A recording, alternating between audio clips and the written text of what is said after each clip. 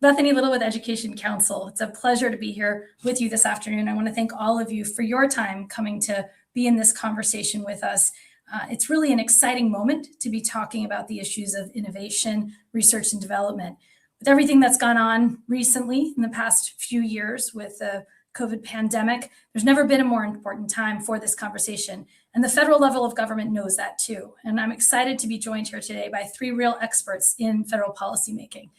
We are going to have a rich conversation about the role of the federal government in research and development, and particularly creating the space and capacity for innovative models to emerge.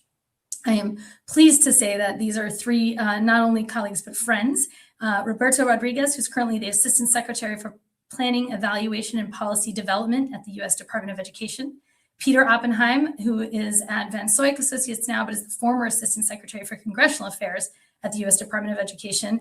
And Peter Zamora, who's the Director of Federal Relations at the Council of Chief State School Officers. So knows these things from both a state and a federal perspective, because in addition to the titles I just gave you, all four of us at various times worked together on Capitol Hill for different senators and different parties at different points in the work. So it's terrific to be back together, and I'm going to dive into some questions for these guys so you can hear their expertise directly, which is really significant in this topic. Out of the box, the paper we're all here about today discusses two types of constraints on innovative model providing: supply and demand. On the supply side of innovative model providing, that is, there are too few innovative model providers that are out there. I was struck by the amount of R&D that is being spent in education versus other sectors. And we talk about this a lot when we have all worked in our policy space. In defense, the federal government's spending approximately $65 billion a year. In health, it's $41 billion. In energy, it's almost $20 billion. And in education, it's $350 million. We're used to being the little guys in education, but that's really a differential for sure. Most of that even goes to research, isn't in sort of the innovation and development space. So I'm going to start with you, Roberto, and then maybe Peter Oppenheim. Both of you have been in Capitol Hill and the Department of Education. Why is this true? You've been on the purse string side and on the proposed budget side. What do you think? Why do you think there's so little investment in education R&D and education by comparison to these other fields and issue areas? Yeah, well, thanks, Bethany. I mean, this is such an important conversation and discussion for us to be having, because so much of what we're trying to do as we think about reimagining and moving to new models and to a more innovative design around teaching and learning necessitates a stronger investment in R&D, and as you point out, we are, well, first, just to add some context, the United States, we remain the global leader in investments in R&D. We have some of the strongest institutions of higher education in the world. Our federal government invests heavily in research and development across a multitude of sectors. And yet, as you point out, the healthcare sector invests 17 times as much on R&D as we do in education. So, you think about some of the grand challenges that we have at the federal level in education, closing the achievement gap, closing some of our opportunity gaps, really reinventing our teaching and learning for an innovation economy, to match an innovation economy. We need much more of a focus there. I think in part it has been because we both have treated our research budget less as a development budget in education. We haven't had as much through lines to be able to really think about testing and developing and refining and revising. We haven't thought about that classically in our research capacity here at the federal level. And so part of it is building out the D next to the R in education. Part of it is also that we don't have a culture and a system that really values and supports R&D at every level. And if we're going to get to where we need to go with respect to some of the conversations today around out of the box, we need to be building that capacity for R&D, not just here at the federal level, but we need to have systems, districts at the school level, room to test, develop, refine, and learn from what works, and learn from some of the ideas that are coming from the bottom up in the field. So that's more of a cultural and systemic shift that needs to come alongside a larger budget for R&D. Great. Peter Oppenheim, you come from sort of a different perspective on this. Share what you think about why we are where we are with R&D investment in education. Yeah, I agree. I agree in part with what Roberto's saying, and particularly the need to invest more on the D side and not the R side, because I think one of the challenges in attracting attention and congressional support for increased investment in education R&D has been, unlike a lot of other areas in education where the debate is very partisan or ideological in terms of the appropriate federal role, I think there's general agreement or a lack of major opposition to R&D being an appropriate federal role, even in education. I think the problem is, at least with a lot of the members that I dealt with, and I remember the ARPA Ed debates back in 2011, they couldn't really grasp their minds around what the ROI was for education R&D. I mean, in defense, it's better missiles, better bombs, better ships. In healthcare, it's more innovative drugs, it's more innovative devices. In education, it's hard to sort of really grasp, understand what that investment, what the return is on that investment. And with such a heavy investment in the past being on the research side, the product was an academic paper largely. And I remember constant meetings with practitioners from, constituents in Tennessee and those around the country who would say, that was not a tangible return for them because they didn't know what to do with that. That didn't present them new models to then be able to just, implement in their classrooms. So I think if there is a greater emphasis and talk about developing new innovations and how those innovations are going to improve student outcomes, improve teaching, I think you can get an increased investment. That's a great point, and it is a place where this models frame that's used in the out-of-the-box paper could bring great power to the conversation by feeling a little bit more concrete. I'm curious, you framed, Peter Oppenheim, the idea that there isn't much argument with the federal role here, but Peter Zamora, I want to bring you in from the state perspective and say, how do states want to think about the federal role, particularly in funding education R&D? What are you hearing from your members? No, thank you, Bethany, and thank you also to New Classrooms and to Transcend for writing this paper and fostering this conversation, which is very timely and important. And yeah, I would acknowledge that there's investments in R&D that are happening at the state level, that may not be captured by this particular data point. And we do hear a lot about sort of partnerships with flagship universities or districts partnering with strong universities that are local. So but that said, states are very supportive of a federal investment in innovation, in large part because that would reflect some openness to innovation and sort of innovative education policy at the federal level.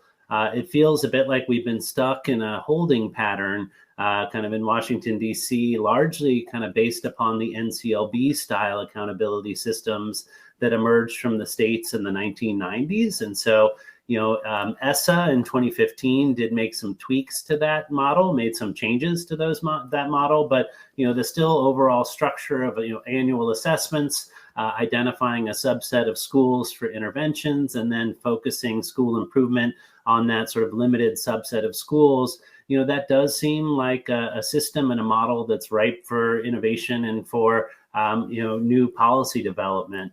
Because particularly as we look to emerge from the COVID pandemic and see the effects on student learning as well as student wellness coming out of that, it becomes pretty clear that the 2015 model or the old models shouldn't necessarily be guiding our approaches here into this kind of new normal in the world in which we live today.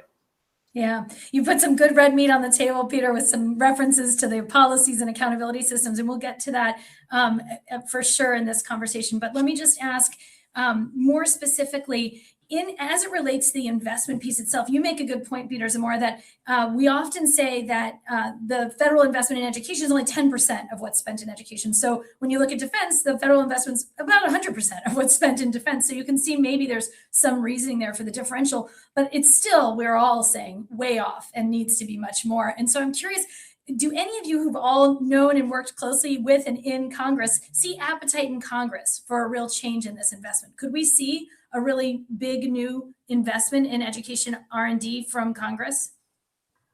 I think you could. I think you'd have to see much greater campaign from groups, colleges and universities in particular, who are interested in this, as well as other nonprofit and advocacy organizations, as well as teachers and school leaders and then state chiefs as well. I mean, the challenge you have, not to state the obvious, but in the healthcare and defense industries, they spend tens of millions of dollars lobbying Congress to increase the research budgets at NSF and NIH and FDA. So, that's what you're also up against as well.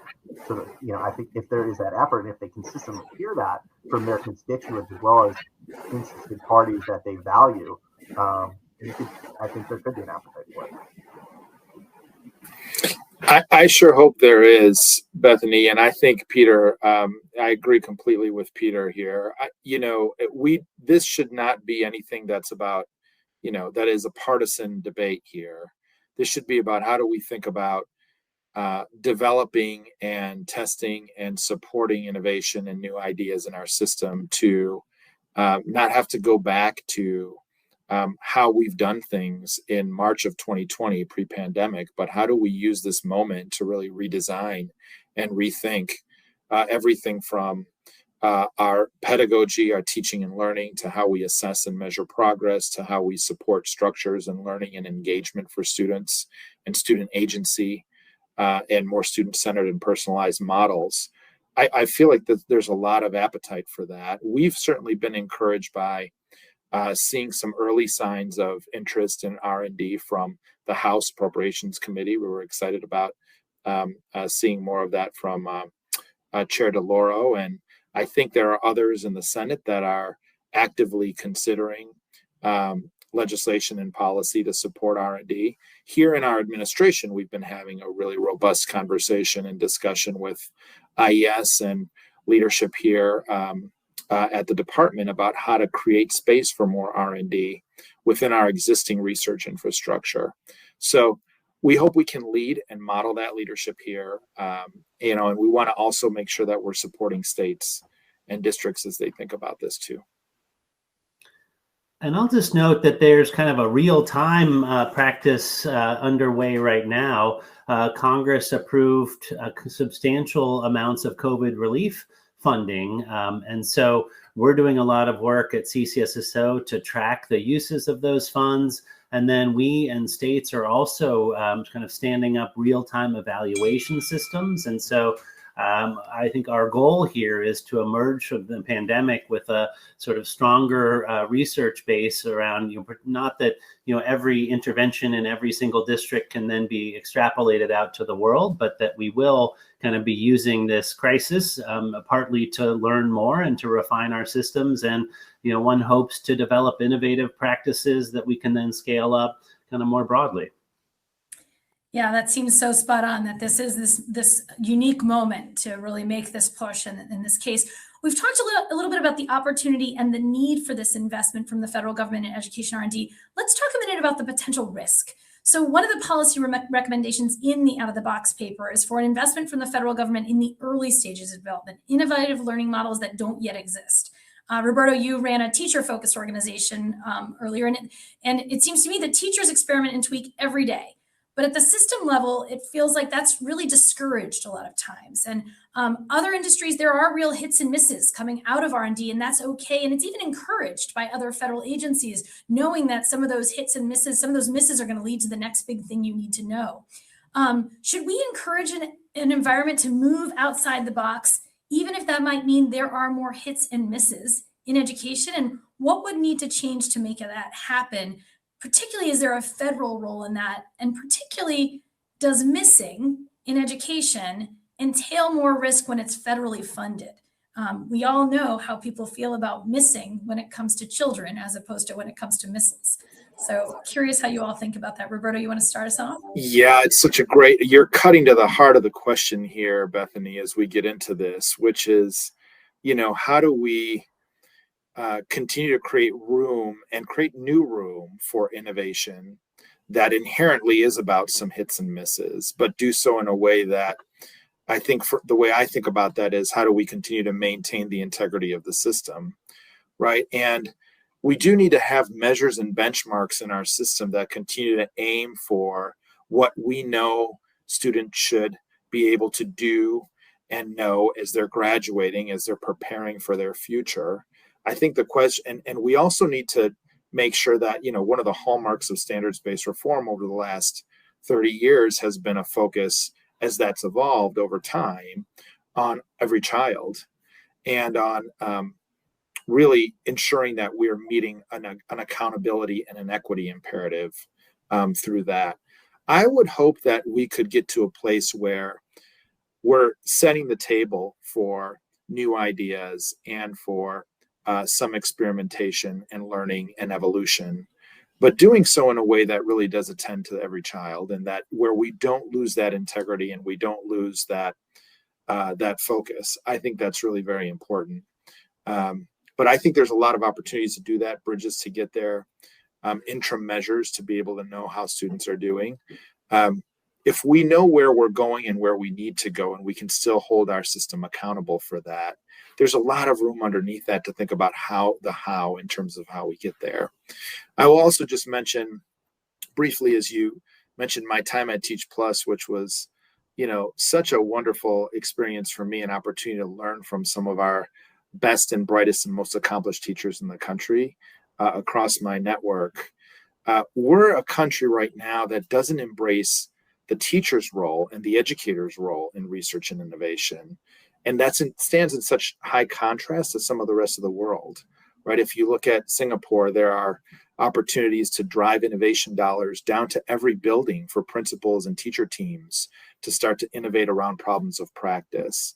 Our Nordic countries regard research as an inherent part of the teacher pathway. So our teachers are all prepared in those countries to be able to do research as they're also preparing to enter the classroom as practitioners. You can't progress in China as a teacher without engaging in a depth of research. So here we still have these silos, right? And this gets to kind of how we reorganize the teaching profession alongside embracing some of this pivot to R&D and innovation. But we had such great research teacher leaders at Teach Plus that understood, there's a role for the educator in generating evidence and in generating knowledge, in addition to consuming the knowledge base.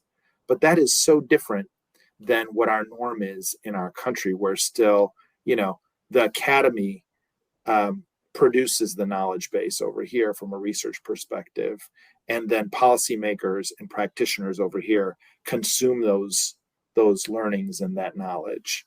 And I think part of the evolution we need to see is we need to kind of flip that on its head. It's probably easier said than done. Yeah, I agree with Roberto. I mean, I think there also needs to be maybe a big culture shift, an attitude shift at the federal government level, and that's both in Congress and, at the department, in terms of giving breathing room to states, school districts, schools, and teachers to take risk.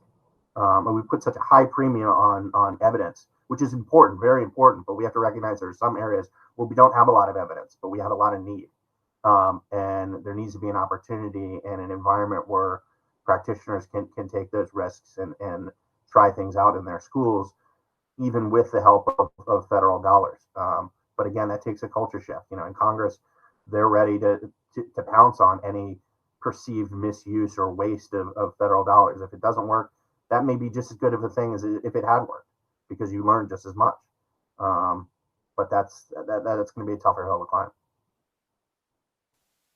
Well, and then I'll just quickly agree with both of my colleagues here and kind of add that, I think the sense among states is not that we need Congress to lead on innovation, or that, or more specifically, we don't need top-down innovation, and that in fact isn't innovation, but it is, creating the opportunities for good ideas to bubble up and to be granted, some space to work. Clearly, and I think your question gets to this, Bethany, is, there are some challenges. You certainly can't be experimenting on children here. You can't, deny a control group, good literacy curriculum that you think is going to be good. But again, there are really encouraging practices, some of which are under development right now. And I think it's incumbent upon us at the state level to, create processes for local school districts to bubble that up to the state, but then also for the state to have a avenue into the department. And I think in terms of kind of the investments and the implementation of innovation, like there's very little incentive for a state to develop a whole new assessment structure, accountability, or fill in the blank that's innovative if they have a sense that they're going to bring it to the department and it will not receive an appropriate hearing. So just very glad and very encouraged that Roberto, and sort of your prior role with your ear to the ground of really and talking to very effective local champions, that I've always been aware, and I started as a classroom, of the huge gap between our conference tables in Washington D.C. and sort of practice in the classroom. And so I think it's really incumbent upon all of us to try to balance that out a little bit.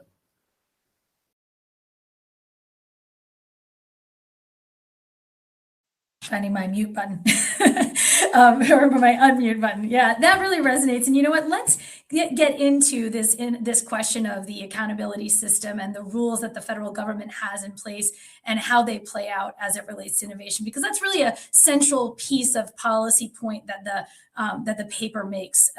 So the paper argues that among the most constraining policies that keeps innovation and new learning models from taking hold are those embedded within the Elementary and Secondary Education Act, currently called ESSA, which requires states to institute accountability systems centered on grade level assessment. They argue that schools looking to embrace a student-centered paradigm as opposed to a grade-level centered paradigm will need regulatory permission to operate under an alternate accountability structure that maintains the overall objective of college and career readiness, but allows for more personalized academic pathways that may be off grade level and might provide a more precise way of measuring and more rewarding learning growth towards proficiency. That's sort of embedded in that paper. I'm curious what you all think are the opportunities and risks to embracing a shift in policy like the one the paper recommends from the federal level. How do you resolve this tension between building models that might not follow a grade level trajectory within a system that assumes grade level proficiency is an important parameter? And are there other federal policies that set parameters that are creating innovations? Let's start with the one related to this grade level question. Curious how you all are thinking about this these days. I'm looking for who's coming off mute and wants to have first crack at it. And I know you all three think about this a lot, since this has been something we've all wrestled with together for many years. That question of like the need for some parameters, the need for some guidance, the need for a focus that keeps equity and kids moving forward, but some flexibility within it. Peter Oppenheim, I think I saw you come off. You ready? I mean, the nuts and bolts of accountability systems really aren't my expertise, but I think there's tons of flexibility built into the Every Student Succeeds Act and ESEA. That authority is there for the secretary. And it's intended not to just be a tool. I'm not going to use the evil W word, but it's not just a tool when there's a national crisis or a global crisis like the pandemic, but it's a tool that can be used to foster innovation. And if there are states and particularly individual school districts or schools that want to experiment, that authority is there for the secretary to provide some flexibility on those accountability and assessment measures. Yeah, I'll just also add to that too, Bethany, that you'll get no argument from me that we need to evolve accountability and evolve our policy as a country. I think the question is how and in what direction. I think Peter's point is really well taken in that the framers of ESSA, as we were all sitting around and working on this collectively together, many of us here on this call, the framers of ESSA envisioned innovation in the context of assessment. That's part of the spirit behind the Innovative Assessment Demonstration Authority. We've heard a lot of feedback, and Peter hears even more feedback from his state members about how that authority has been used or hasn't been used in the past. So we're certainly looking at that and thinking about what can we do to support and meet some of the states where they are relative to their interests in supporting next generation assessment system. But I think it's also important, and the framers of ESSA also will testify to the importance of equity and accountability for all kids, right? And so I think there's some room there to think about new ideas, new approaches. I am excited about, the conversations around this paper and the series of discussions we're having today, where we're starting not necessarily from assessment, but from what do we want teaching and learning and instruction and advancement to look like? What do we want student engagement to look like in our schools? How do we design a system and some models around that as an objective? And then think about like where might we need to adjust assessment? My presumption there is that the assessment question, which we always jump to when we're having this conversation around innovation, is not the primary stumbling block here. In fact, there are opportunities to think about how we utilize formative assessment and diagnostic assessment and other tools alongside some of these measures or alongside some of these other more innovative models. But I do think, our policy needs to evolve at the federal level as a country, right? We should not be static in our approach to how we think about teaching, learning, model, school design, and assessment, because the field's not static. In fact, we've grown. We know now much more than we did before about the science of learning, about what we can do to support real-time assessment, and feedback back to teachers in ways where they can adjust instruction. So, we got to embrace some of those innovations. We need to have like both a policy, legislative, and regulatory framework that embraces that. That's right. And building off of, really what both of my colleagues have said here, I think what Roberto is getting at in part is that, the current statewide summative annual assessment is carrying a lot of weight. And so, obviously it's an important spotlight on student achievement. And I think all of us who've been working in this space, clearly see into your question, Bethany, part of the risk and the concern is that we lose that sort of spotlight on inequity. And there's obviously some potential concern around that. But, I think Roberto was getting to, is it giving enough real-time data to inform instruction? And, particularly now, given, how much change is happening in the sector. And then I think the Innovative Assessment Demonstration Authority, under ESSA, I think did show at least a goal of innovative assessment, but also there's so many kind of restrictions and limitations, both upon the U.S. Department and on states, that sort of functionally, I think there's still some more work that could be done in that space to be helpful. But, there's a few other ways that I might highlight in which, we all at the federal level could be more supportive of innovation that are not, the things that make the newspapers and not assessment and accountability. One is which, and the paper does a really good job of describing kind of the silos that are put in place. And really, that's partly structural in that Congress considers, different legislation for different purposes at different times, and then, breaks down different student groups by different titles under ESEA. So really the silos kind of start in Congress and then flow all the way down. I think we could do more to support more sort of comprehensive supports and to support particularly states and districts in blending and braiding funds to create sort of coherent supports for kids, because otherwise, they're sort of left with a bunch of really small, fragmentary kind of programs that, fail to wrap up into a whole. So there's a lot of stuff that's sort of under the surface, the way in which teachers document their time and effort for personnel expenditures, and just really the way that the gears grind at sort of every levels of our education system. I think that might be worth re-examining as we think about, ways in which we maybe unintentionally and purely based in good intention, harming innovation. Yeah, I love that point, Peter, because when I was reading through and thinking about this, it's clear that accountability and assessment is something that the paper identifies as a big federal policy barrier to innovation. But I kept thinking there must be innovations that are not reliant on out of grade level assessment. That there are other things people are trying to innovate on in the world. And I was curious, and I'm curious if any of you, Peter's given us some good examples, but either of you have other examples of places where you think the federal government policies are potentially a barrier to the kind of innovation that we need in this country right now.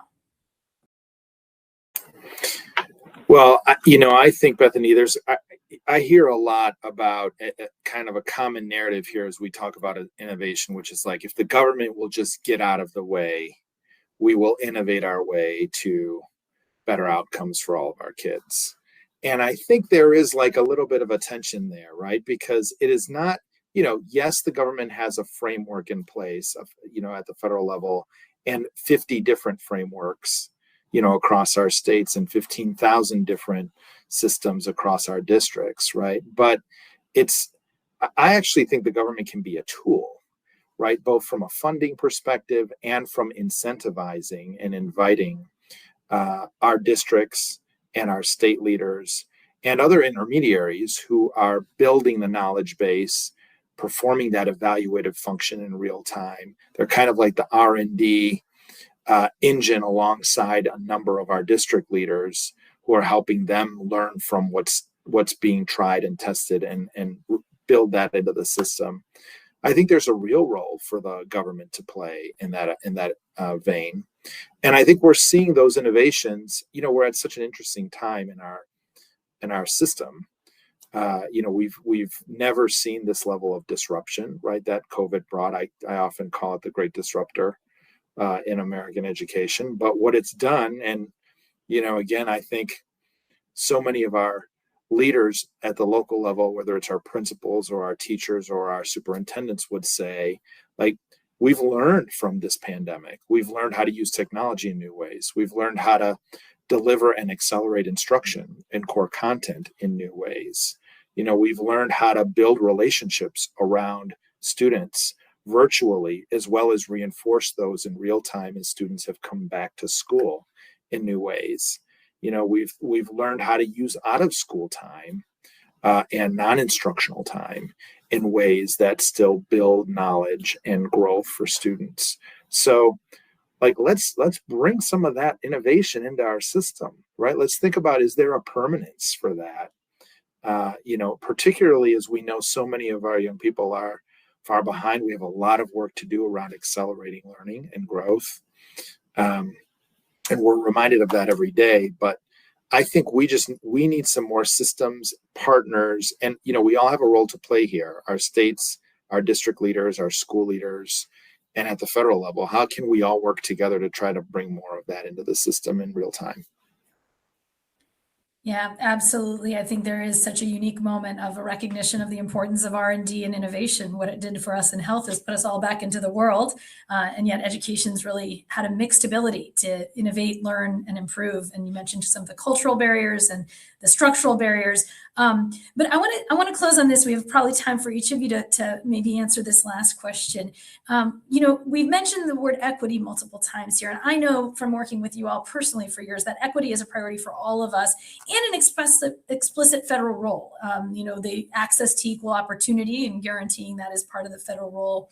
I'm curious about how you think about the ways in which equity is advanced by innovation, or ways that it could be put at risk by innovation.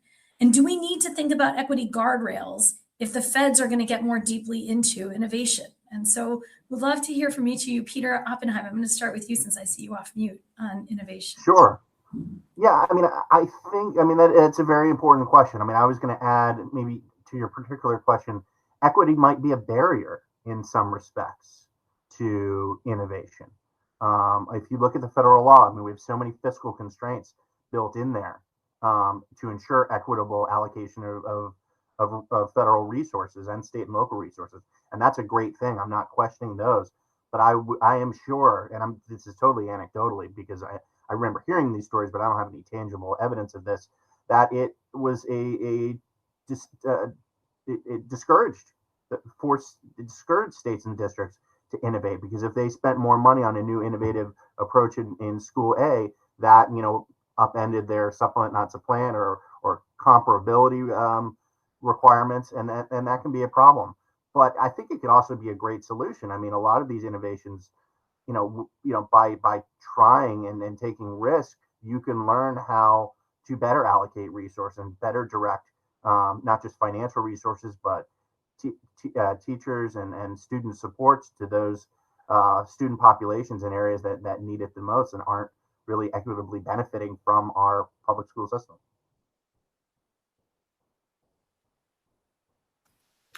And in my view also, I mean, I think equity or sort of equal opportunity for education is really at the foundation of the federal role in education. I mean, we hear No Child Left Behind, followed by Every Student Succeeds Act. I mean, it's not the Some Students Succeed Act, by design. But yeah, I do think that, and heroic work is happening in the field under our current structures, and a lot of thinking, went into bringing us to where we are now on the federal structures, and all of that generally kind of well-intentioned and thoughtful. I would say, obviously we can't say that we're done. Certainly there's a lot of utility in state summative assessments. School improvement does have, I'm certainly not intending here to denigrate our entire, federal structures, but we need to continue to push forward. The notion that we've kind of reached a state of perfection, I think not a lot of folks would agree with that. And so I think this continual desire to move forward, again, with sort of equity at the core.